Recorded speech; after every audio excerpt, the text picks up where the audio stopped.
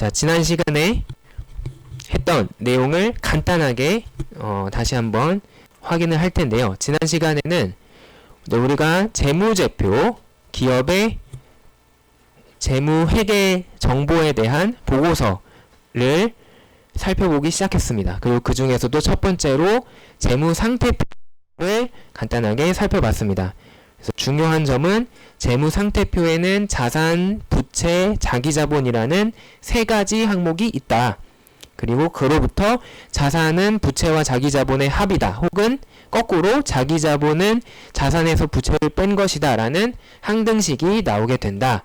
라는 점을 배웠고, 자산과 부채는 유동과 비유동으로 분류할 수 있다. 라는 점을 배웠어요. 그리고 일반적으로는 그것을 1년이라는 시간을 기준으로 분류를 한다.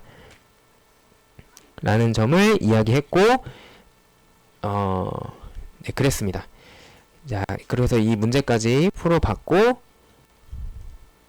마지막에는 장부가치와 시장가치의 차이에 대해서 이야기를 했습니다. 그래서 회계 재무제표에 있는 것은 모두 장부가치다. 하지만 이 장부가치보다 조금 더 중요한 정보를 가지고 있는 것은 최근의 정보를 담고 있는 시장가치다. 그래서 가능하다면 시장가치를 이용하는 것이 우리가 지금 현재 시점에서 올바른 의사결정을 내리는 데는 조금 더 도움이 될 것이다 라고 말씀을 드렸습니다. 이제 오늘은 손익계산서에 대해서 이야기를 할 텐데, 손익계산서는 우리가 재무제표를 살펴보면 두 가지가 있다고 했어요. 재무제표에는 기업의 경제적인 상태와 활동 내역이 들어간다 라고 했습니다. 그래서 지난번에 살펴본 재무 상태표는 바로 어떤 상태라는 것을 나타내는 것이에요. 그거는 그대로 멈춰라 딱 해서 그 순간에 어떤 상태인지를 살펴보는 거였죠. 근데 반면에 오늘 보게 되는 손익계산서는 뭐를 했느냐입니다. 너 뭐 하고 있니? 이거는 순간이 아닌 거죠. 그러니까 내가 뭘 했다라는 거는 시간이 흘러야 돼요. 내가 여기서 일로 가려면 1초, 2초란 시간이 지나죠. 네, 그것처럼 뭔가 움직임이 있다, 활동이 있다라는 것은 자연스럽게 시간이 지났다. 언제부터 언제까지라는 시간의 흐름이 들어야 됩니다. 그래서 손익계산서에는 어떤 기간 동안이라는 말이 들어갈 수밖에 없습니다. 그리고 활동을 했다라는 것을 표현하는데, 기업의 활동이라는 것은 궁극적으로 무엇일까를 생각해보면 결국 돈을 벌어들이기 위한 행위입니다. 기업이 뭘 했는데 그게 전혀 돈을 벌어들이는 것과 무관한 것은 하나도 없어요. 그래서 모든 것은 결국 돈을 벌어들이기 위한 수단이에요. 근데 그러면 그 돈을 벌기 위해서는 내가 돈을 써야 되는 것도 있기 때문에 들어온 돈, 나간 돈이 생기게 됩니다. 그래서 수입이라는 들어온 돈이 있고, 그다음에 나간 돈, 비용이 존재합니다. 근데 여기서 이 수입과 비용을 들어온 돈과 나간 돈이라고 제가 간단하게 말씀을 드렸지만, 이제 회계적으로 살펴보면은 이게 조금 속된 말로 까리해요. 왜냐하면 어떤 거가 이제 들어온 거냐, 어떤 게 나간 거냐라는 거를 표현하기 좀 애매하기 때문에, 그래서 조금 엄밀하게 정확하게 이야기하기 위해서 복잡한 정의를 해놨는데, 이제 이렇게 정의를 할 수 있습니다. 수입은 재무상태표에 있는 자산 항목을 증가시키는 활동이다. 혹은 부채를 감소시키는 활동이다 라고 이야기를 할 수가 있고, 비용이라는 것은 재무상태표에 있는 자산을 감소시키는 행위이다. 혹은 부채를 증가시키는 행위이다 라고 이야기를 할 수 있어요. 이제 이런 차이가 생기는 이유는 이제 우리가 뒤에서 또 얘기할 기회가 있겠지만, 현금 흐름을 할 때 이야기하겠지만, 기업은 뭔가 돈을 쓴다 라고 할 때 이 돈을 지금 현금으로 즉시 주거나 받지 않고 나중에 받거나 나중에 줄 수도 있기 때문에 약간의 그런 우리의 인간 개인의 개념과는 조금 차이가 생깁니다. 그 다음에 그 수입과 비용의 차이를 우리는 이익이라고 하는데, 그러니까 들어온 거에서 나간 걸 다 뺀 것, 그러면 결국 나에게 들어와서 남은 것이 되겠죠. 순수하게 그것을 이익이라고 할 건데, 그것은 조금 더 정확하게 얘기하자면 결국은 자기 자본을 증가시키는 일을 우리는 이익이라고 합니다. 반면에 자기 자본이 어떤 일로 인해서 감소하게 된다, 그러면 우리는 손실이 발생했다라고 이야기할 수 있습니다. 자, 이거는 뭐 방정식이라고 하기도 되게 애매한 아주 당연한 거예요. 이익이라는 것 자체는 수입에서 비용을 뺀 것이다. 예, 당연한 얘기가 되겠습니다. 자, 그러면 이제 예시를 통해서 왜 이렇게 정의를 하는지 한번 살펴보도록 하겠습니다. 이제 이거를 하면서 여러분들이 또 한 가지 아셔야 될 것은 손익계산서랑 재무상태표는 반드시 연결이 돼 있을 수밖에 없다. 두 개가 일치가 되어야 된다라는 점을 이제 확인을 하는 예시가 되겠습니다. 자, 여기 어떤 기업 B가 있어요. 이 기업은 지금 막 세워졌다라고 합시다. 그래서 여러분이 창업자예요. 여러분들이 이 기업을 차렸습니다. 근데 여러분들이 $500라는 여러분들의 돈을 사용을 했어요. 근데 이걸로는 모자르기 때문에 은행에 가서 $500를 더 빌렸습니다. 은행에서 뭐 한 3년 만기로 빌렸다라고 칩시다. 그러면 1년을 넘어가니까 부채지만 돈을 갚아야 되니까 부채지만 1년을 넘어가니까 비유동 부채, 그 중에서도 장기 차입금이라는 항목이라고 합시다. 그러면은 여러분들에게는 총 얼마가 있느냐? 1000이라는 현금이 있어요. 근데 이걸 가지고 뭔가를 해야 되겠죠. 그래서 뭘 했느냐?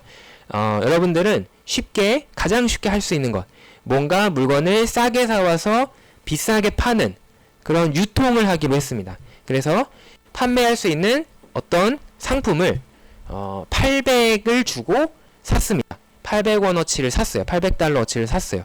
근데 이때 이거를 $800만큼을 다 현금으로 줬다면 깔끔하겠지만, 좀 내가 이왕이면은 돈을 최대한 적게 주면 좋겠죠. 네, 그래서 400만 현금으로 주고 나머지 400은 외상으로 떼왔습니다. 이제 그 외상으로 뭔가를 사오는 것을 우리는 매입 채무라고 이제 부릅니다. 이제 그거는 이제 조금 뒤에 다시 한번 설명을 드릴게요. 그리고 이 800에 사온 상품을 이제 우리가 똑같이 800에 팔면 그거는 바보 천치죠. 왜냐면 아무 나에게 남는 게 없으니까 당연히 비싸게 팔아야 됩니다. 그래서 900에 팔았습니다.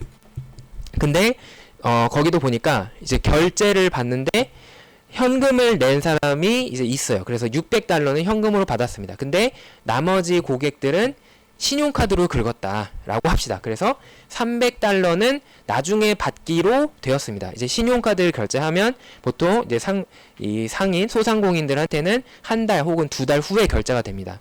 그래서 시간차가 있어요. 그래서 나중에 받기로 된 것을 요거를 우리는 매출 채권이라고 부를 겁니다.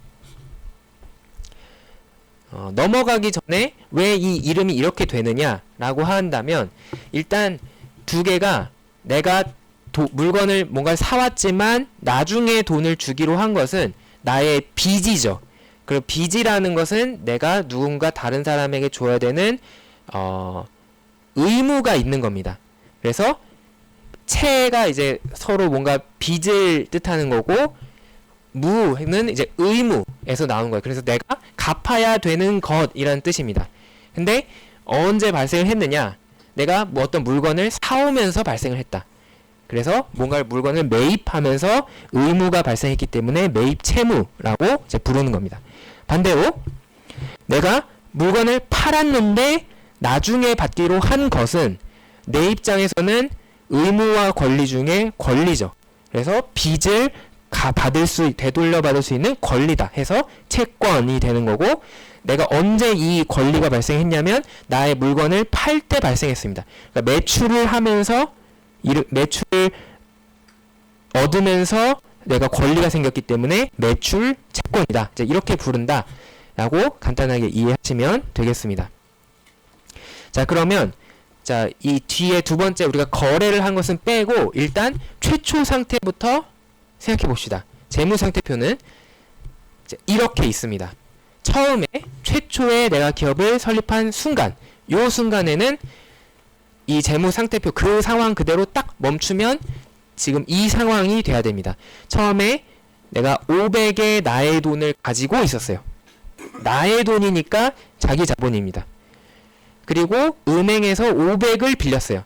이거는 부채죠. 내가 갚아야 되니까. 그래서 장기 차입금, 은행 빚이 500이 있다. 그럼 두 개를 합하면 1000이 되는 것을 우리가 확인할 수 있습니다. 그리고 왼쪽에는 자산이 들어가는데 자산에는 내가 그래서 얼마를 가지고 있었느냐? 현금, 돈으로 1000달러를 가지고 있었다. 다른 것은 아무것도 없습니다. 그래서 지금 이 상황에서도 재무상태표는 재무상태표 항등식이 맞아떨어진다. 자산의 합이 1000이고 부채와 자기자본의 합이 1000이다. 라는 사실을 여러분들이 확인할 수 있습니다. 자, 이제 거래를 했습니다. 그러면 이런 일이 일어납니다. 내가 800을 주고 물건을 사왔다. 라고 했어요. 그리고 900을 받고 물건을 팔았다. 근데 내가 줘야 되는 800 중에 실제로 내가 돈으로 받은 것은 실제로 내가 돈을 준 것은 400이었어요. 그리고 판 900 중에 실제로 돈을 받은 것은 600이었어요. 그러면 당연히 나에게 현금의 변화는 원래 1000에서 현금을 돈을 쓴 400 더하기 돈을 받은 600 하면은 1200이 되는 것을 확인을 할 수 있습니다. 그 다음에 나는 또 다른 자산이 생겼어요. 나중에 받기로 한 돈이 생겼죠. 나중에 얼마를 받기로 했냐면 총 900을 팔았는데 600을 현금으로 받았으니까 나머지 300은 나중에 받는다 라고 했습니다. 이거는 내가 받을 권리고 이거는 미래에 나에게 경제적인 이득을 주는 것이기 때문에 자산으로 분류가 된다. 그래서 매출 채권이 생긴 것을 확인을 할 수가 있습니다. 자, 한편 이 오른쪽에 부채와 자기자본에서는 내가 줘야 되는데 안 준 돈이 있죠. 이거는 총 800 중에서 400은 현금으로 줬지만 나머지 400은 나중에 주기로 했다. 그러므로 의무가 발생했기 때문에 부채로 분류가 되고 400이 된다. 이제 요거는 이제 여러분들이 확인하실 수 있고, 그 다음에 장기 차입금, 이거는 내가 아직 은행에 뭘 갚은 적은 아직 한 번도 없기 때문에 그대로 500이 존재합니다. 자, 그러면 지금 왼쪽의 자산은 1200과 300을 합쳐서 1500이 됐어요.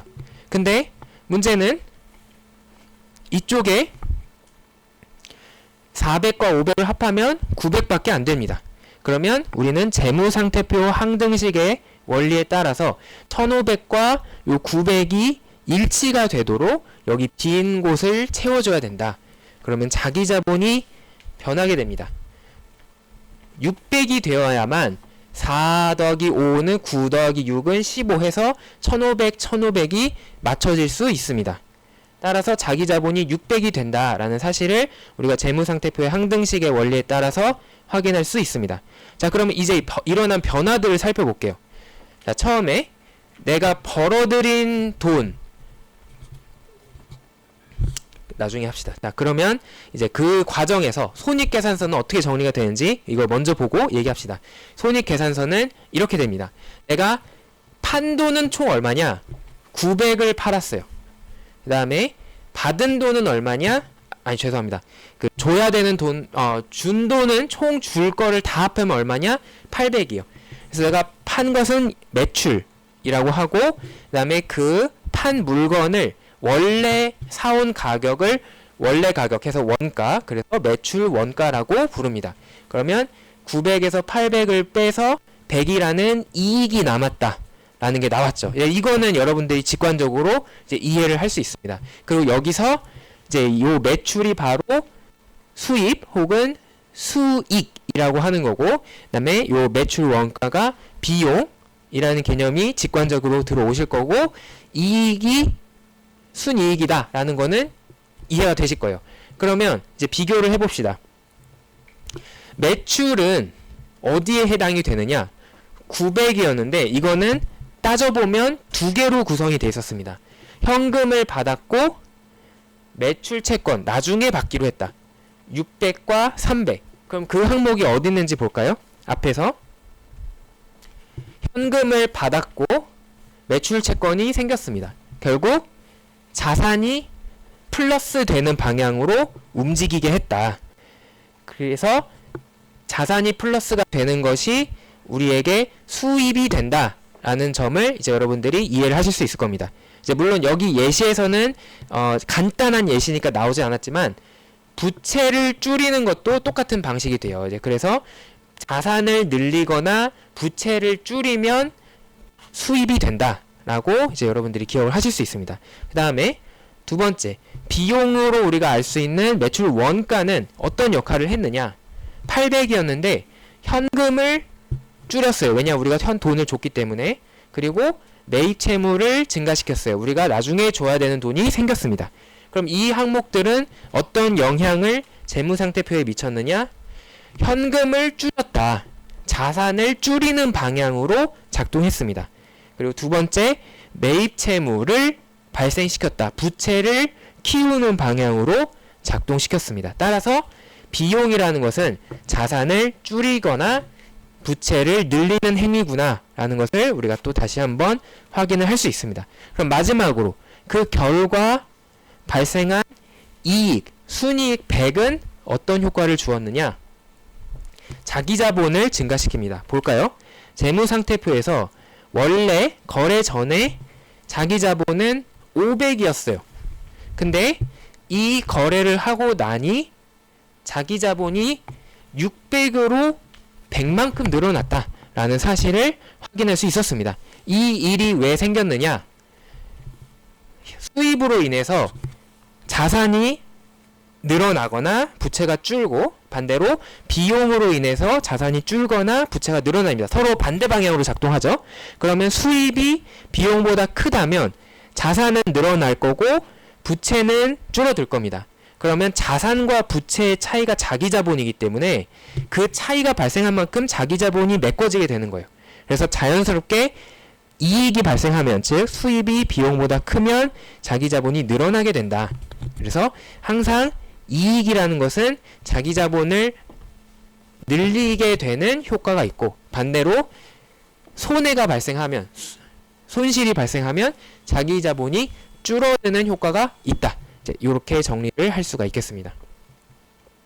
자, 지금 우리가 살펴봤듯이 손익계산서를 작성을 하는 것은 반드시 재무상태표의 변화를 가져옵니다. 이제 그렇기 때문에 여러분들이 회계를 만만하게 보면 안 돼요. 그러니까 뭐 어떤 회계 담당자가 그냥 대충 손익계산서 숫자를 살짝 고쳐가지고 내가 좀 돈을 삥땅 쳐볼까, 이런 생각을 하면은 큰일 날 수가 있습니다. 왜냐하면 그 손익계산서가 바뀌면 재무상태표도 그걸 맞춰서 바꿔줘야 되는데, 이제 그거를 잘 자기가 진짜 머리를 잘 써서 하지 않는 이상 차이가 발생하게 되고, 그러면 전문적인 회계사에게 걸릴 수밖에 없거든요. 그래서 이렇게 재무상태표와 손익계산서가 서로 연동이 되어 있고 서로 보완적인 관계로 이루어져 있기 때문에 뭐 함부로 뭔가 없는 것을 집어넣거나 빼면은 이제 큰일 날 수가 있다라는 점을 이제 우리가 확인할 수가 있습니다.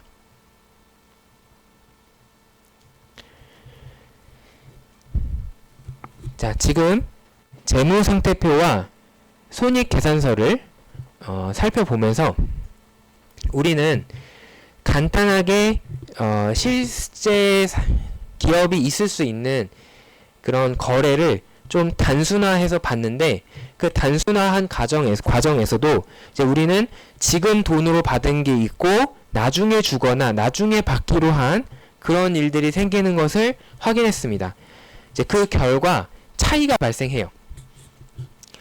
어떤 차이가 있냐면, 회계적으로 보이는 나의 이익과 내가 진짜로 번 돈은 다를 수가 있는 가능성이 생깁니다. 지금까지 살펴본 것처럼 일반적으로 기업이 어떤 활동을 하면 기업이 돈을 벌기 위해서 주로 하는 활동을 우리는 특히 그 기업의 영업활동이라고 합니다. 예를 들면 그 기업이 자신의 사업을 하는 것을 영업활동이라고 해요. 근데 그 영업활동은 거의 대부분 나의 현금량을 변화시킵니다. 앞에서 봤듯이 내가 기업을 차리고 돈을 벌기 위해서 물건을 싸게 사와서 비싸게 파는 이 단순한 행동을 했더니 현금이 변화했어요. 이렇게 대부분의 경우 기업의 활동은 현금의 변화를 만들어 줍니다. 그런데 만약에 현금이 없다, 돈이 없다 라고 한다면 그 돈을 앞으로 벌기 위한 추가적인 활동을 할 수가 없겠죠. 방금 우리의 예시에서도 물건을 사와서 파는 거지 없는데 사올 수는 없잖아요. 그래서 반드시 현금이 어느 정도 최소한 있어야 됩니다. 그리고 기업이 유지가 되려면 계속 손해를 봐서는 안 되겠죠. 뭔가 벌어들이는 게 있어야 이 할 맛이 나지 계속 손해를 보면서 장사를 할 수는 없습니다. 그래서 기업을 경영한다는 것은 결국 본질적으로 돈, 현금을 창출한다 라는 거랑 동일하게 생각을 해도 크게 다르지 않습니다. 특히 이제 돈이 없다면 이제 우리가 갚아야 되는 의무들, 이 부채를 해결하지 못하는 문제가 생기고 그러면 파산하게 됩니다. 이제 여기서 파산이라는 것은 기업이 나는 갚을 능력이 없다라고 스스로 인정을 하고 그 대신 용서를 구하는 과정이다. 이렇게 생각하면 되겠습니다. 내가 빚진 사람들, 나로부터 부채에 해당되는 어떤 것을 받을 권리가 있는 사람들에게 미안하다, 잘못했다라고 하는 거죠. 그래서 그 대신 나는 이 기업을 잘못 경영했기 때문에 그것에 대한 책임으로서 기업이 사라지거나 아니면 내가 기업을 경영할 수 있는 권리나 내가 기업을 가질 수 있는 권리가 사라지게 되는 것을 이 파산이라고 이야기합니다. 그러면 이제 사업이 끝나는 거죠. 실질적으로 이 기업이 망하는 겁니다. 이제 그렇기 때문에 우리는 돈이 잘 들어오고 있느냐라는 것에 초점을 맞출 필요가 있습니다. 이제 그런 의미에서 현금 흐름이라는 개념이 들어오게 됩니다. 이 현금 흐름은 기업에서 빠져나가거나 들어오는 현금을 하나하나 측정을 한 것을 우리는 현금 흐름이라고 얘기를 해요. 이 회계에서는 그 현금을 이제 마치 물과 같은 액체로 자꾸 이제 생각을 합니다. 이제 그렇기 때문에 그 유동성 뭐 이런 용어가 다 이제 액체적인 그런 느낌을 표현을 하는 거죠. 근데 여러분들이 수도꼭지를 틀었을 때 내가 물을 얼마나 썼느냐라는 걸 확인하려면 그 수도꼭지를 틀어서 물이 얼마나 콸콸콸 흘러서 나오는지를 확인을 하겠죠. 이제 그런 의미에서 이제 내가 얼마나 벌어들이고 있느냐 이제 이런 움직임을 표현하기 위해서 흐름이라는 표현을 썼다. 그러니까 우리가 앞으로 이해를 할 때 그냥 현금이라고 이야기하면 지금 내가 가지고 있는 물, 즉 내가 가지고 있는 돈 자체 그 크기를 의미하는 거고 현금 흐름이라는 것은 지금 흘러들어오고 있는 물의 크기를 의미하는 것이라고 이제 생각을 하면 되겠습니다. 그러니까 현금 흐름은 변화를 나타내는 거고 현금은 그 쌓인 양을 나타내는 거예요. 이제 현금 흐름에는 들어오는 게 있고 빠져나가는 게 있으니까 들어오는 거를 우리는 유입, 인플로우라고 하고 빠져나가는 것을 유출, 아웃플로우라고 구분해서 이야기할 수 있습니다. 그럼 요 차이도 있겠죠. 당연히 사람의 입장에서는 우리 기업이 돈을 많이 벌어야 될 테니까 그러면 들어온 거가 나간 거보다 많아야 되겠다. 그럼 들어온 거에서 나간 걸 뺀 것, 그래서 실질적으로 나에게 남은 것을 표현하기 위해서 net, 순이라는 표현을 써서 순현금 흐름이라는 이야기를 할 수가 있겠습니다. 자, 지금 보는 그림은 기업이 활동을 할 때 현금이 아주 중요하다라는 것을 보여주고 있습니다. 이제 인간이 살아서 생명을 유지하기 위해서는 심장에서 피를 온몸으로 보내고 다시 거기에서 순환이 일어나야 돼요. 이제 처음에 산소가 폐로 들어와서 심장으로 이동하고 그 심장에서 혈액과 함께 온몸의 곳곳으로 이동을 한 다음에 산소를 주고 노폐물인 이산화탄소를 받아서 다시 내보내죠. 네, 그것처럼 기업이 잘 돌아가기 위해서는 현금이 마치 혈관을 타고 움직이는 것처럼 그 기업의 곳곳으로 갔다가 다시 순환이 돼서 돌아와야 됩니다. 이제 그러한 모습을 보여주고 있는데, 자, 처음에 돈이 있습니다. 근데 돈만 가지고 있어서는 앞으로 돈을 벌 수가 없어요. 이걸 가지고 뭔가 써야 됩니다. 그래서 돈을 써서 내가 뭔가를 할 수 있는 시설과 기계나 뭐 부품, 뭐 필요한 것들을 구매하게 되는데 그것을 우리는 투자, 인베스트먼트라고 부르죠. 그리고 그래서 이제 투자라는 것은 단순하게 그냥 돈을 쓴다라는 개념보다는 그걸 통해서 내가 무언가 미래에 무언가 얻을 것을 기대하는 행위를 의미를 합니다. 그래서 투자를 해서 내가 앞으로 돈을 벌기 위해서 자산을 샀어요. 그래서 여기 고정자산, 자산이 유형의 자산이 생겼습니다. 그럼 그 자산을 가지고 뭘 하느냐? 생산 활동을 합니다. 제조업 기업을 기준으로 얘기했을 때 물건을 만들었어요. 그래서 생산이 일어납니다. 그러면 어떤 일이 일어나느냐? 나의 팔 수 있는 물건, 재고자산이 생기게 돼요. 재고자산이라는 것은 아직 팔리지는 않았지만 팔리기 위해서 내 공장이나 내 상점에서 물건을 재고자산이라고 이야기를 합니다. 그리고 그것이 팔리게 되면 돈이 바로 돌아오게 되죠. 그래서 현금으로 즉각 돌아오거나 아니면 나중에 돈을 받기로 하고 어카운트 리시버블, 이게 바로 매출 채권입니다. 매출 채권으로 기록이 됩니다. 지금 돈을 받진 않았지만 나중에 받을 것이다. 하지만 이거는 중간 단계고 결국 이것도 이 사람이 이제 결국 이 매출 채권을 써준 약속을 한 만큼 나중에 나한테 돈을 주게 되기 때문에 다시 현금으로 돌아오게 되겠죠. 그래서 바로 돌아오든 간접적으로 돌아오든 다시 돈으로 돌아오는 것을, 현금으로 돌아오는 것을 이제 확인을 할 수가 있습니다. 이제 이 과정이 계속 순환이 되어야 이 기업이 돈을 벌 수가 있는 거죠. 근데 문제는 이렇게 나에게 직접적으로 들어오는 돈, 현금, 혹은 이제 들어오게 되는 혹은 나가게 되는 현금 흐름과 회계에서 기록되는 이익에는 차이가 있을 수 있다. 이제 앞선 예시에서 나는 어떻게 기록을 했냐면 나의 순이익은 100이다. 900어치를 팔고 800어치를 그걸 사는데 썼으니까 그 차이인 100이 남았다. 이익은 100이다 라고 했어요. 근데 그 앞에 재무상태표를 보면 현금은 실제로는 1000에서 1200으로 200만큼 늘어났습니다. 더 늘어났어요. 그러니까 차이가 분명히 있죠.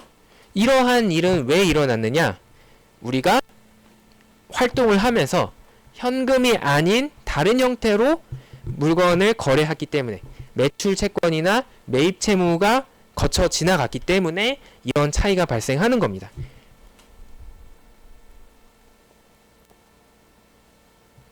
그래서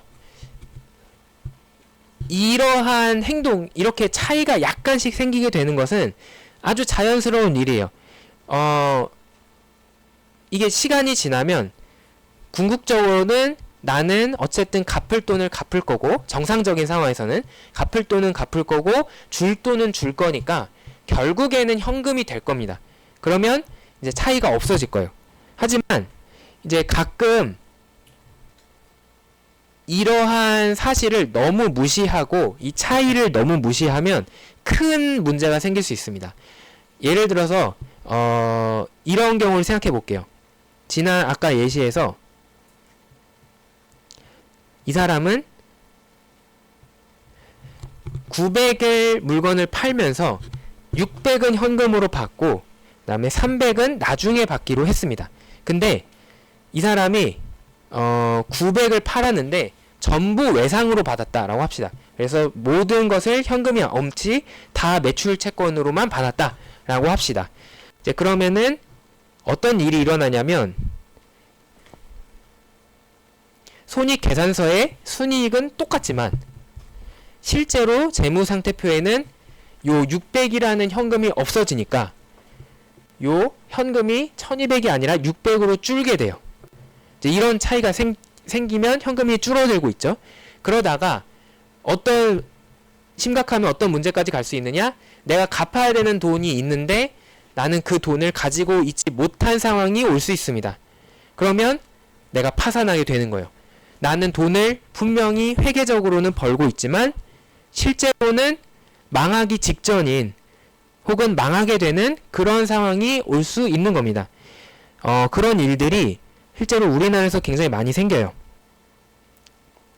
중소기업들이 특히 그런 경험들을 하는데 중소기업들은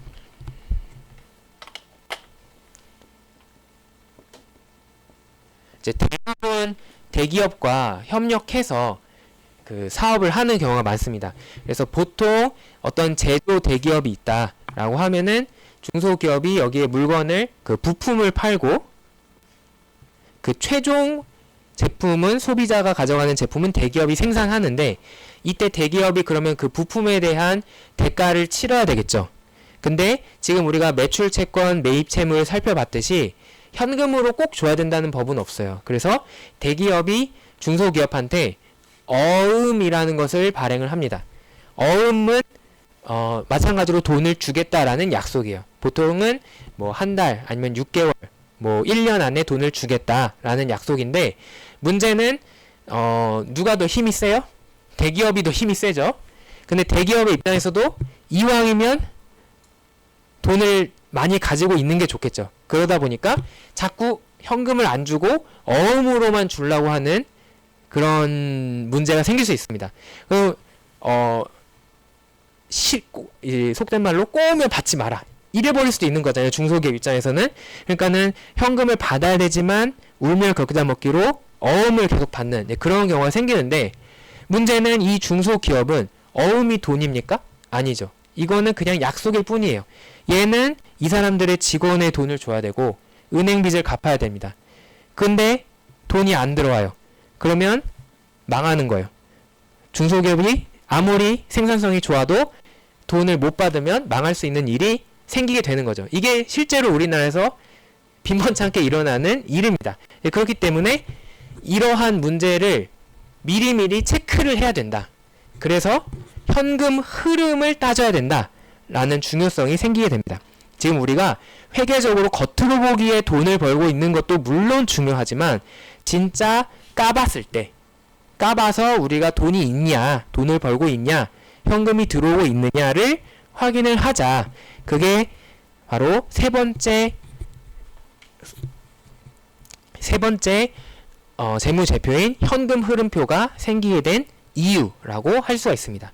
그래서 현금 흐름표는 손익계산서를 보완해서 손익계산서에서 보이는 회계적으로 기록된 이익을 조정했을 때 실제로 나에게 들어오고 있는 현금이 얼마인지를 체크해주는 그런 문서라고 할 수가 있습니다. 자, 요 현금 흐름표는 요 다음 장에서 이제 또 자세하게 다루도록 할게요. 자, 그러면 이 현금 흐름에 대해서 우리가 지금 상황에서만 일단 생각해 봅시다. 근데 미리 잠깐 살짝 말씀을 드리자면 이제 요 2장에서 나오는 현금 흐름과 그 다음에 3장에서 나오는 현금 흐름표에서의 또 현금 흐름이 또 약간 달라요.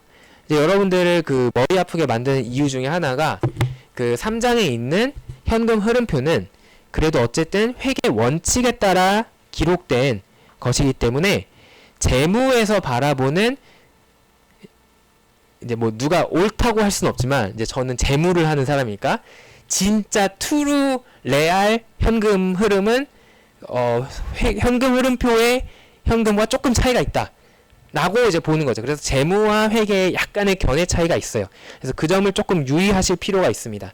이제 저희가 지금 이야기하는 현금 흐름은 재무의 관점에서 보는 현금 흐름이다. 이제 이렇게 생각을 잠깐 이걸 잊지 마시고 이제 비교하시면서 보면은 되겠습니다. 자, 그러면 재무에서는 어떻게 현금을 바라보느냐? 내가 돈을 버는 이 과정, 기업이 뭔가 하는 활동, 이걸 영업활동이라고 한다 라고 했어요. 그리고 그 영업활동을 위해서 우리는 앞에서 그 그림을 그려서 봤듯이 현금을 자산으로 바꿉니다. 어떤 다른 유형이나 무형의 자산으로 바꿔요. 그리고 이로부터 다시 현금을 창출하죠. 그렇다는 것은 결국 우리에게 들어오게 되는 현금은 자산으로부터 올 것이다 라고 이야기할 수가 있습니다. 그래서 우리는 여러 가지 과정을 거쳐서 우리가 자산으로부터 현금을 창출해 오는 것이 있다 라고 일단 봅니다. 근데 이제 그 다음에 문제가 또 있어요. 돈을 벌었다. 그러면 분배를 해야 됩니다. 항상 성장과 분배, 이제 요게 균형을 이루어야 되는데 사람도 마찬가지고 예를 들면은 제가 이제 저희 집에서는 그 가장이니까 이렇게 여러분들을 가르쳐 가지고 월급을 벌었다라고 하면은 저 혼자 그걸 독차지하고 있으면 안 되겠죠. 이제 제 와이프가 뭔가 음식을 차리고 아기를 기저귀를 채우려면은 와이프한테 돈을 줘야겠죠. 분배가 필요합니다. 그리고 국가도 그냥 정부가 세금을 걷어서 끝! 이러면 안 되겠죠. 그걸 누군가 이 국민들을 위해서 복지에도 투자하고 뭐 국방에도 투자하고 이렇게 써야 되죠. 이제 그리고 기업의 입장에서는 그 기업이 돈을 벌게 할 수 있었던 고언자들, 관련자들에게 돈을 나누어 줘야 됩니다. 네, 그러면 크게 둘로 볼 수가 있습니다. 첫 번째, 일단 우리가 갚아야 되는 것을 갚자. 돈을 혹은 다른 우리가 뭔가를 제공해 준 사람들, 그 빚을 우리가 그 사람들한테 지고 있기 때문에 그 사람들의 입장에서 보면은 그 사람들은 우리 기업으로부터 돈을 받을 권리가 있죠. 그래서 채권자라고 부릅니다. 채권자들한테 돈을 주어야 된다. 그 다음에 우리 기업의 주인, 이 기업을 차린 사람들한테 또 돈을 줘야 되겠죠. 그 투자자들, 이제 기업의 주인이기 때문에 주주에게 돈을 줘야 되므로 이제 둘 중에 하나로 가게 됩니다. 우리가 돈을 벌면 궁극적으로는 채권자들, 즉 부채를 제공한 채권자들에게 돈을 주거나 자기 자본을 제공한 주주들한테 줄 것이다. 그래서 반드시 자산으로부터 돈이 들어오면 채권자 또는 주주에게 현금 흐름이 들어가게 됩니다. 자, 그러면 자산으로부터 어떻게 현금 흐름이 발생하느냐? 이제 이거를 우리는 세 가지로 나눠서 볼 거예요. 이거를 다른 말로 잉여 현금 흐름이라는 말로 표현을 할 때가 있어요. 이제 재무에서는 이제 영어로 하면은 free cash flow라고 이야기하는데 여기서 free 혹은 잉여의 의미는 네가 이 활동을 하면서 쓸 땐 쓰고 남은 것이다 라는 겁니다. 그러니까 순수하게 우리에게 남은 거, 그러니까 순현금 흐름의 다른 표현이라고 생각을 하시면 되겠습니다. 그래서 이거는 어떤 것들이 있느냐? 세 가지가 있습니다. 첫 번째, 영업현금 흐름, 자본 지출, 순운전자본의 변화라는 세 가지가 있습니다. 그 중에서 첫 번째, 영업현금 흐름은 정말 우리가 영업활동을 한 것, 그러니까 있는 자산에서 돈을 창출한 것을 의미를 합니다. 물건을 사오고 팔고, 뭐 물건을 제조하고 판매하고, 서비스를 만들고, 그 다음에 그것을 서비스를 소비자들한테 제공하고, 이런 실제 활동을 의미를 하고요. 그 다음 두 번째는 그렇게 무한히 할 수만 있으면 좋겠지만 그게 가능한 이유는 우리가 자산이 있기 때문이에요. 근데 그 자산은 어떻게 형성이 돼야 되느냐? 우리가 현금을 써서 자산을 구매를 해야 됩니다. 그래서 자산 중에 특히 그 중에서 물질적으로 보이는 요 고정 자산에 투자하는 것을 우리는 자본 지출이라고 이야기합니다. 즉 지출이 있다라는 거죠. 그리고 세 번째, 우리가 매끄럽게 이 활동을 하려면 어느 정도 현금이 필요합니다. 그리고 매출 채권이나 매입 채무 같은 그런 부수적인 찌끄러기들이 생기게 되죠. 이제 그러한 것들이 어떻게 변화가 되느냐, 즉 유동 자산과 유동 부채는 어떻게 변화가 되고 있느냐라는 것을 표현해 주는 것이 순운전 자본의 변화라고 이야기할 수 있습니다. 자, 그럼 이 세 가지를 종합을 하면 자산으로부터의 현금 흐름이 나오게 돼요. 이제 이 예시를 통해서 뒤에서 보여드릴 건데, 그럼 들어왔다. 그럼 그게 어디로 가느냐? 채권자로 가거나 주주로 간다. 이거는 쉽죠. 채권자로 가는 것은 자산으로부터 현금 흐름 중 채권자에게 속하게 되는 것이고, 주주로의 현금 흐름은 자산으로부터 현금 흐름 중 주주, 자기 자본으로 흘러가는 것입니다. 이제 이거는 쉬워요. 자, 그럼 이제 살펴봅시다. 자, 여기가 이제 이 예시 이 부분이 이제 여러분들 좀 힘들게 할 수가 있는데, 여기 어떤 기업이 있어요. 어떤 가상의 US 코퍼레이션이라는 기업이 있습니다. 이 1년 동안에 어떤 일이 있었는지 보자면, 현금이 뭐 늘어나고 뭐 이런 여러 가지 변화들이 있는데, 이제 하나하나 살펴보도록 하겠습니다. 자, 이거는 손익계산서. 일단 필요한 거를 이제 보도록 하겠습니다. 자, 손익계산서에서 우리는 일단 출발을 할 수 있어요. 왜냐하면 어쨌든 우리의 활동 내역을 일목요연하게 보여주는 것은 손익계산서이기 때문에 우리는 손익계산서에서 출발을 합니다. 그러면 우리가 궁극적으로 여기서 얻어내고 싶은 정보는 뭐냐면, 손익계산서에서는 매출로 시작을 해서 세일즈, 매출로 시작을 해서 여러 가지 비용을 빼고 그 결과 이익, 넷인컴, 회계에서 이야기하는 순이익이 나오게 됩니다. 근데 우리가 문제점으로 생각하는 것은 바로 이 점이죠. 여기 기록된 순이익은 우리가 진짜 받은 돈인 현금 흐름과는 다를 것이다. 이 문제점을 제시를 하는 겁니다. 실제로 보면은 순이익이 493인데 현금은 100에서 200으로 했으니까 약 100 얼마밖에 안 늘어났어요. 그렇다는 것은 우리가 진짜 받은 돈과 회계적으로 기록된 이익에 분명한 차이가 있다. 이 점을 우리가 알 수 있죠. 그래서 이것들을 보정을 할 겁니다. 하나하나 손익계산서의 항목들을 따져보도록 합시다. 처음에 매출이 있어요. 이거는 우리가 돈을 번 총 금액, 이거는 인정할 수 있습니다. 그 다음에 한글로 이제 계속 번역을 하면서 말씀을 드릴게요. Cost of Goods Sold, 이거는 아까 나왔던 매출 원가입니다. 매출 원가라는 것은 우리가 팔기 위해서 마련한 그 상품을 얼마의 비용에 원래 사왔느냐. Cost of Goods Sold 750에 사왔다. 그리고 그거를 혹은 750에 제조 만들었다. 그거를 1509에 팔았다라는 차이를 보여주고 있고요. 그 다음에 있는 것은 depreciation입니다. 이거는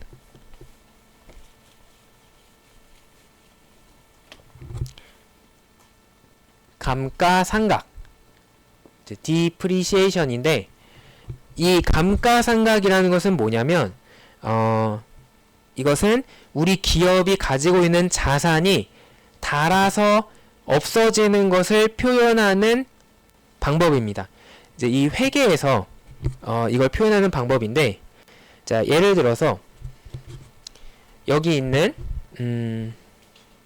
지금 제가 사용하고 있는 요 컴퓨터를 예시로 들어서 생각을 해봅시다. 이제 이 컴퓨터를 우리 대학에서 100만 원을 주고 샀다.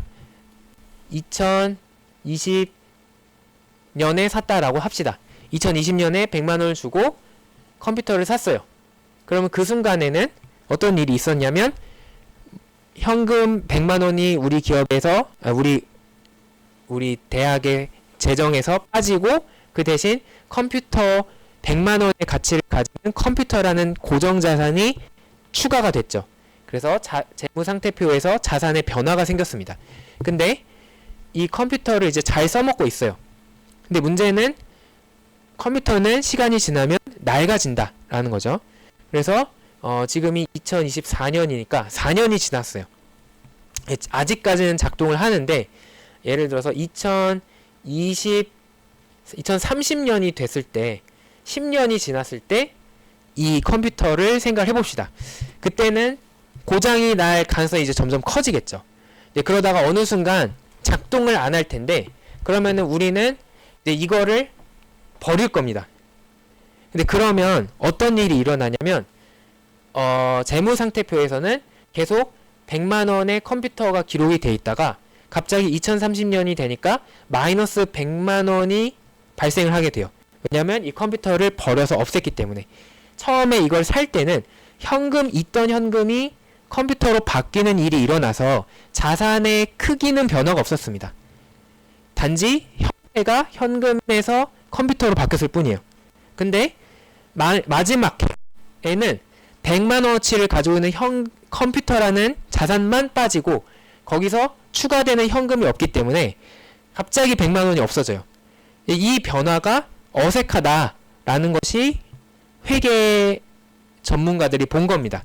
그래서 이러한 문제점을 해결하기 위해서 자연스럽게 컴퓨터의 가치를 줄여 나가자라고 한 것이 감가상각입니다.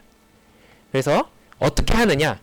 일반적으로는 컴퓨터의 그 가치를 10년 동안 쓸 수 있다라고 한다면 1년마다 평균 10만 원씩 값어치가 떨어진다라고 볼 수 있지 않겠느냐라는 거죠. 그렇게 10년을 쓰면 이 컴퓨터의 값어치가 0에 가까워지는 거죠. 그러면 어색하지 않게 장기적으로 보면 꾸준히 이것이 이제 조금씩 줄었기 때문에 우리가 급격한 변화가 생겨서 놀라지 않을 수 있다라는 거예요. 이게 감가상각이 도입된 이유입니다. 그래서 우리는 기업의 모든 자산에 대해서 감가상각을 적용해요. 감가상각이라는 것은 어떤 고철이든 기계든 부품이든 뭐 심지어 무형자산이 뭐 특허든 뭐 어떤 뭐 브랜드 가치든 이런 모든 것들이 시간이 지나면 지날수록 자연스럽게 그 가치가 줄어들어서 없어지게 되는 것을 표현하기 위한 수단으로서 매년 얼마씩 자산의 가치를 줄입니다. 근데 재무상태표에서 자산의 가치를 줄이면 재무상태표와 손익계산서는 반드시 일치해야 되기 때문에 손익계산서에서도 그걸 표현을 해야 돼요. 그래서 감가상각이 마치 비용인 것처럼, 왜냐하면 자산이 줄어들었으니까, 그 아까 우리가 봤던 정의에 따라서 자산을 줄이는 것은 비용이다 라고 처리하고 이렇게 손익계산서에서 빼주게 되는 겁니다. 자, 여기까지는 이해가 되셨을 거예요. 그러면 두 번째, 재무의 관점에서 보면 무슨 일이 일어났느냐?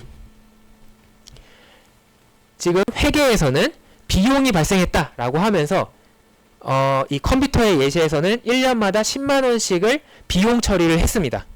그리고 이 기업은 어떤 자산이 값어치가 줄었다 라고 이야기하면서 65만큼을 뺐어요.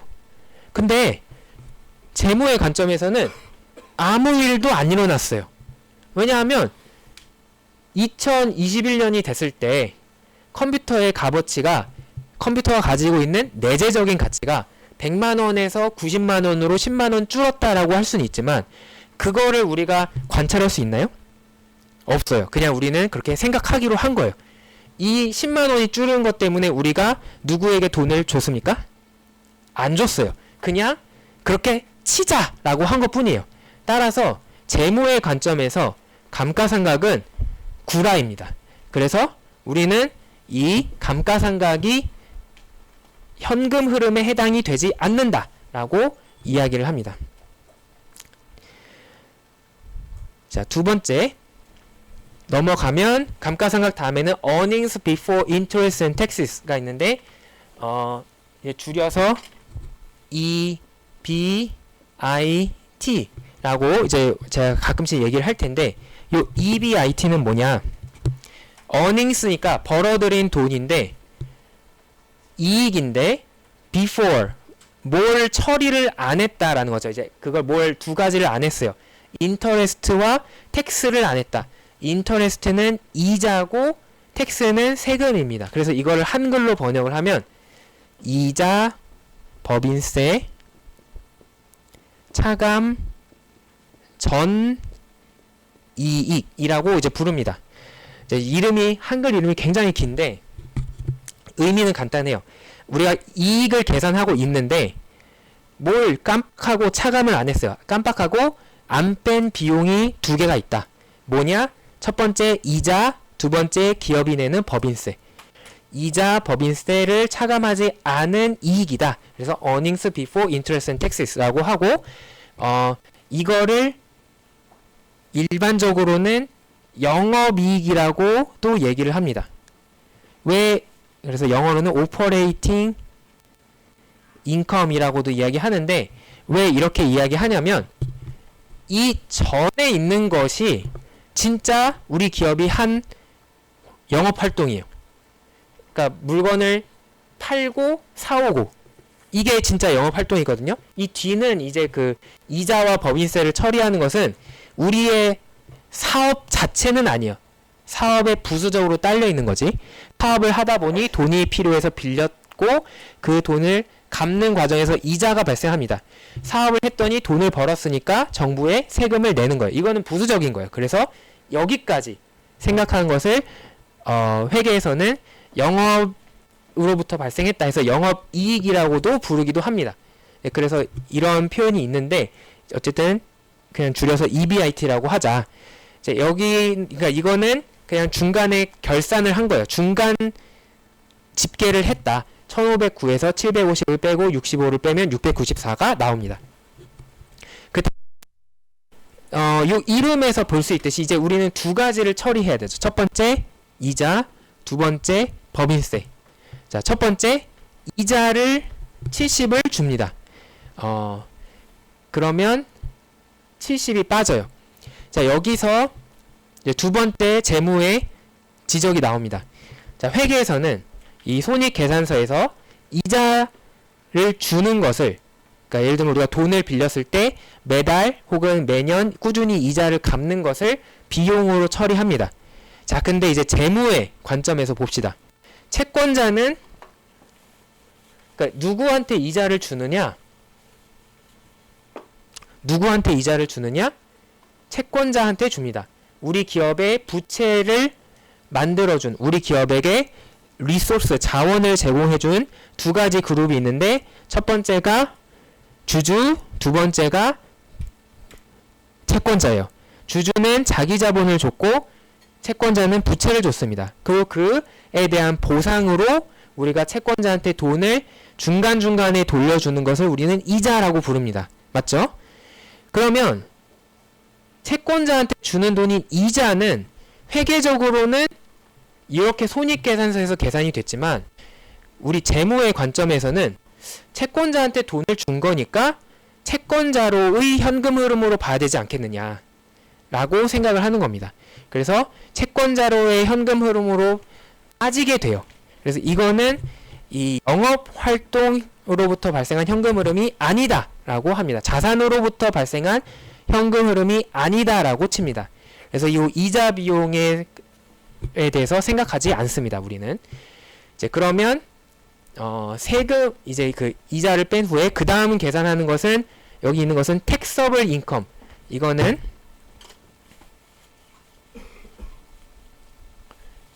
이제 번역을 하자면 세전이익이라고 번역을 할 건데 세금을 계산하기 전에 총 이익이 얼마나 발생을 했는지 나타내는 금액이 되겠습니다. 그리고 여기서 실제 세금이 계산이 돼요. 624에 21% 해서 131이라는 세금이 계산돼서 나옵니다. 요 21%는 그 세율인데 요거에 대해서는 그 다음에 세션에서 말씀을 드리도록 하겠습니다. 세금까지 빼면 순이익이 이제 나오게 됐다. 자, 그래서 지금 쭉 과정을 살펴보니까 두 가지를 지적을 할 수 있었어요. 첫 번째, 감가상각에 문제가 있다. 두 번째, 이자 비용에 문제가 있다. 그래서 요 손익계산서에서 우리는 두 가지를 보정을 해야 됩니다. 첫 번째, 감가상각. 그리고 두 번째, 이자 비용. 요 두 가지는 이상하다. 그러면 우리가 계산하는 영업현금은 어떻게 계산이 되느냐? 이제 우리는 그 빠른 편리한 계산을 위해서 중간에서 시작을 합니다. 이제 아까 있었던 EBIT, 이자 법인세 차감전 이익에서 출발을 해요. 그럼 이자 법인세 차감전 이익에서 순이익으로 가려면 어떤 일이 일어나냐면 먼저 죄송합니다. 이렇게 말씀드릴게요. 이자 법인세 차감전 이익에서 시작을 할 건데 이자 법인세 차감전 이익까지 오는 과정에서 잘못 뺀 게 있어요. 감가상각을 뺐어요. 근데 우리는 이거 빼면 안 되는데 라는 거거든요. 이거는 현금을 우리가 쓴 게 아닌데 마치 쓴 것처럼 처리를 했다. 그러면 잘못 뺐으면 어떻게 하면 된다? 다시 더하면 된다.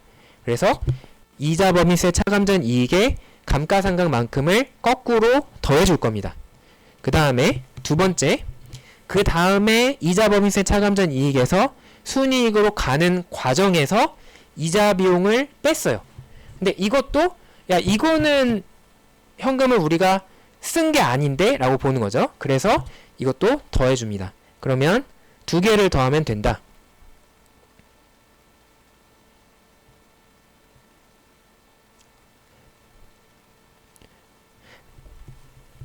죄송합니다. 이거 이렇게 말씀드릴게요. 죄송해요. 자, 여기 이자 법인세 차감전 이익에서 이자 비용을 빼면 안 되니까 안 빼고 넘어가요. 예, 아직 안 뺐으니까 실수를 안 하면 되죠. 그래서 안 빼고 넘어갑니다. 근데 진짜 돈을 쓴 거는 법인세다. 세금은 현금으로 낼 거니까 이제 이거는 빼는 게 맞다. 근데 이자 비용은 안 빼야 된다. 이제 그러면은 이제 이렇게 계산할 수 있습니다. 이자 법인세 차감전 이익까지 오는 과정에서 잘못 뺐던 감가상각은 거꾸로 더해주고 빼는 게 틀린 이자 비용은 건너뛰고 빼는 게 맞는 법인세는 빼주자. 그래서 이자 법인세 차감전 이익에 감가상각 더하기 빼기 법인세 하면 우리가 구하고자 하는 진짜 영업현금 흐름이 계산이 돼서 나온다. 그리고 그것은 628이다. 이렇게 결론이 날 수 있습니다. 자, 지금 영업 현금 흐름을 구했는데 이제 요거는 1단계예요. 왜냐하면 자산으로부터의 현금 흐름은 세 가지가 있다고 했죠. 그 중에 첫 번째가 영업 현금 흐름이었고 두 번째는 자본 지출이었습니다. 그래서 자본 지출을 구해야 되는데 자본 지출을 알려면 재무상태표를 봐야 됩니다. 왜 재무상태표를 봐야 되느냐? 자본 지출은 우리가 기업의 자산을 구매하기 위해서, 자산을 만들기 위해서 쓴 돈이에요. 그러면 자산을 만들기 위해서 썼으니까 자산의 변화가 생겼겠죠. 특히 이 고정자산을 보면 됩니다. 고정자산이 얼마나 늘어났느냐를 보면 이 차이만큼 우리가 새로운 무언가를 샀구나 라는 것을 확인을 할 수 있을 겁니다. 그래서 기본적으로는 작년보다 이번 해에 자산이 얼마나 늘었는지 요 1644와 1709의 차이를 보면 자본 지출을 알 수 있습니다. 그런데 또 문제가 있어요. 바로 감가상각이 다시 문제가 됩니다. 자, 자산의 크기가 이제 변했어요.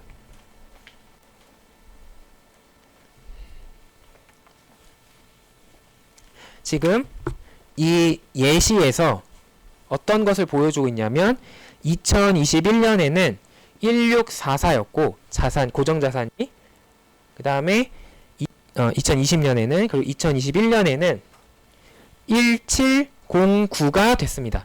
그래서 요 차이를 측정하면 이거는 새로 구매한 고정자산 크기다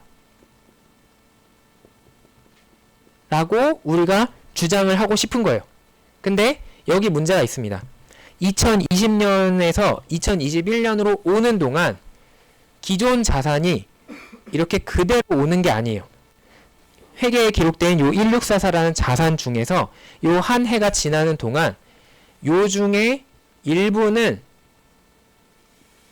감가상각이 되는 거예요. 원래 우리가 가지고 있던 자산 중에 일부는 수명이 더 지났다, 수명이 떨어졌다라고 생각이 되기 때문에 가만히 있어도 줄어들 겁니다. 그래서 원래 가지고 있던 자산의 가치는 그대로 오는 것이 아니라 요렇게 나가는 거죠. 그러면 실제로 우리가 채워 넣은 부분은 얼마냐? 이 부분도 사실은 우리가 샀다라는 거죠. 그래야만 1709가 된다라는 겁니다. 그래서 진짜 자본 지출은 겉으로 보기에 늘어난 이 부분에 더해서 감가상각으로 빠진 이 부분까지 반영을 해야 진짜 우리가 채워 넣은 부분을 알 수 있다라는 겁니다. 자, 그다음 마지막으로 순운전자본의 변화. 자산으로부터의 현금 흐름은 다시 영업 현금 흐름, 그다음에 자본 지출, 그리고 순운전자본의 변화입니다. 순운전자본의 변화는 그래도 쉬워요. 재무 상태표에서 실제 순운전자본이 어떻게 변했는지 보면 됩니다. 2020년에 순운전자본은 1112에서 428을 뺀 유동자산에서 유동부채를 뺀 금액이 2020년의 순운전자본입니다. 근데 2021년의 순운전자본은 1464에서 389를 뺀 2021년의 유동자산에서 2021년의 유동부채를 뺀 금액이에요. 그러면 각각의 순운전자본을 구한 다음에 그 차이를 계산하면 될 것이다. 그래서 순운전자본은 2021년에는 요거 빼기 요거, 2020년에는 요거 빼기 요거 해서 요 두 개의 차이만큼이 되겠습니다. 자, 그러면 자산으로부터의 현금 흐름은 영업 현금 흐름과 자본 지출과 순운전자본의 변화다. 세 가지로 구성이 된다라고 했는데 부호에 유의하셔야 돼요. 영업 현금 흐름은 우리가 벌어들인 돈 개념으로 측정을 했습니다. 그러니까 우리 입장에서는 플러스예요. 근데 자본 지출은 어떻게 측정이 됐냐면 우리가 쓴 돈의 개념에서 측정이 됐어요. 우리가 자산을 늘리기 위해서 쓴 돈, 그래서 130을 썼다라고 했으니까 현금 흐름의 관점에선 현금이 빠져나간 거죠. 그래서 마이너스로 처리합니다. 순운전자본의 변화도 마이너스로 처리합니다. 이거는 유동 자산이 늘었다라는 것이기 때문에 지금 그 차이, 순운전자의 변화도 이제 빠지게 되는 거죠. 그만큼 자산이 현금이 아닌 다른 자산이 늘었다라는 것은 현금의 입장에서는 줄어들었다라는 의미가 되니까 마이너스가 됩니다. 그래서 자산으로부터의 현금 흐름은 628 빼기 130 빼기 391 해서 107이 나옵니다. 자, 빠르게 마무리할게요. 채권자의 현금 흐름은 뭐냐? 아까 한 가지 살펴봤어요. 우리가 빼먹었던 이건 여기서 처리하면 안 돼. 자산으로부터 현금을 해서 처리하면 안 돼. 라고 뺐던 이자 비용이 바로 첫 번째 보이는 채권자로의 현금 흐름이 됩니다. 두 번째는 뭐냐? 추가로 빌리거나 추가로 갚은 돈이 있을 수 있어요.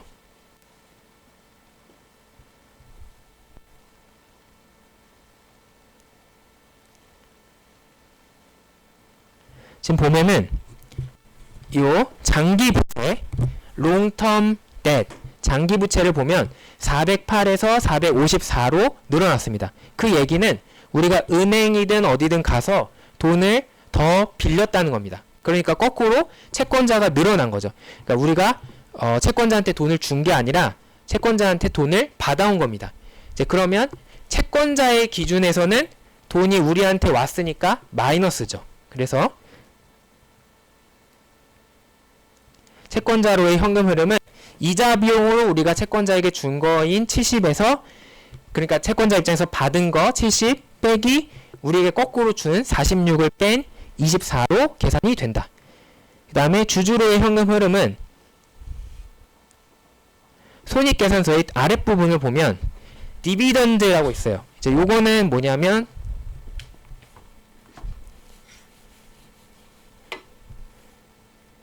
배당금이라는 건데, 이거는 우리 기업이 창출한 이익 중에 일부를 주주들에게 현금으로 돌려주는 것을 의미합니다. 그래서 요 배당금이 바로 기본적으로 우리가 주주들에게 주는 현금이라고 할 수 있어요. 근데 이것도 보면은 변화가 있습니다. 지금 보면은 자기 자본이 변화된 부분이 있어요.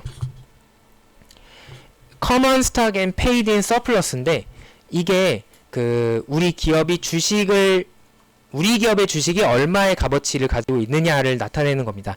그래서 보면은 원래 우리가 주식이 600만큼 있었는데 2021년에는 640만큼의 주식을 갖고 있다라고 표시가 되어 있어요. 그 얘기는 뭘까? 주식을 늘렸다라는 겁니다. 주식을 40만큼 늘렸다. 주식을 40만큼 늘렸다는 것은 주식을 새로 만들어서 40만큼 새로 만들어서 새로운 투자자에게 팔았다라는 뜻이고, 새로운 주주에게 팔았으면은 그 투자자가 이제 주주가 되는 거예요. 그럼 거꾸로 그 주주는 우리에게 그 40만큼 돈을 준 겁니다. 그래서 이 600에서 640이 됐다라는 것은 주주가 거꾸로 우리에게 돈을 줬다라는 뜻입니다. 그래서 주식을 발행했다. 그만큼 40은 거꾸로 주주의 입장에서는 우리한테 왔기 때문에 마이너스. 그러면 배당을 받은 거에서 40을 만큼 우리한테 준 거를 뺀 83이 주주로의 현금 흐름이다. 자, 그럼 이거를 종합을 하면 채권자로의 현금 흐름은 24가 되고 주주로의 현금 흐름은 83이 되는데, 이 두 개를 합하면 107이 됩니다. 근데 이 107이라는 값은 바로 우리가 자산으로부터의 현금 흐름으로 계산한 값이더라. 그래서 요게 양쪽이 일치하는 결과를 확인할 수 있습니다.